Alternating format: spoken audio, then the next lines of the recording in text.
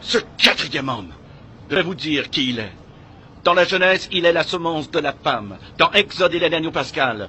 Dans Lévitique, un grand prêtre. Dans Nombre, une colonne de nuée le jour et une colonne de feu la nuit. Dans Deutéronome, il est le prophète comme Moïse. Dans Josué, il est le capitaine de notre salut. Dans Juge, il est notre juge et législateur. Ruth, il est le rédempteur. 1 et 2 Samuel, il est un prophète de confiance. Dans Roi et Chronique, notre roi qui règne. Dans Esdras, le scribe fidèle. Dans Néhémie, le reconstructeur des murs détruits de la vie humaine. Dans Esther, notre Mardoché. Dans Job, il est l'aurore du ciel et notre éternel rédempteur. Dans Psaume, l'Éternel notre berger. Dans Proverbe et Ecclésiaste, notre sagesse. Dans Cantique des Cantiques, il est l'amoureux de l'époux. Dans Ésaïe, il est le prince de paix. Dans Jérémie, il est le germe juste. Dans Lamentation, le prophète qui pleure.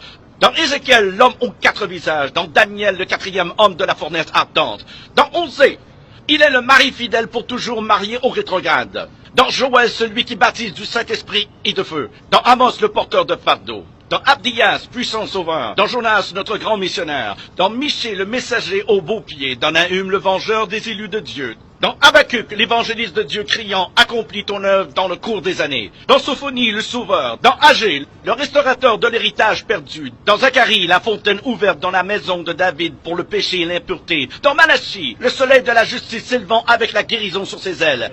Qui est ce quatrième homme? Dans Matthieu, il est le Messie. Dans Marc, le faiseur de miracles. Luc, le Fils de l'homme. Jean, le Fils de Dieu. Acte, le Saint-Esprit. Dans Romains, notre justicier. Corinthiens, notre sanctification. Dans Galates, il est le rédempteur de la malédiction de la loi. Dans Éphésiens, il est le Christ de richesse infinie. Dans Philippiens, le Dieu qui pourvoit à tous nos besoins. Dans Colossiens, la plénitude de la divinité. 1 et 2 Thessaloniciens, notre roi qui vient bientôt. 1 et 2 Timothée, le médiateur entre Dieu et l'homme. Tite, notre fidèle pasteur, Philémon, notre ami qui est plus proche qu'un frère. Dans Hébreu, le sang de l'alliance éternelle. Dans Jacques, le grand médecin. 1 et 2 Pierre, le grand berger. 1, 2 et 3 Jean, il est amour. Dans Jude, le Seigneur venant avec 10 000 de ses saints. Dans Apocalypse, le roi des rois et le Seigneur des seigneurs.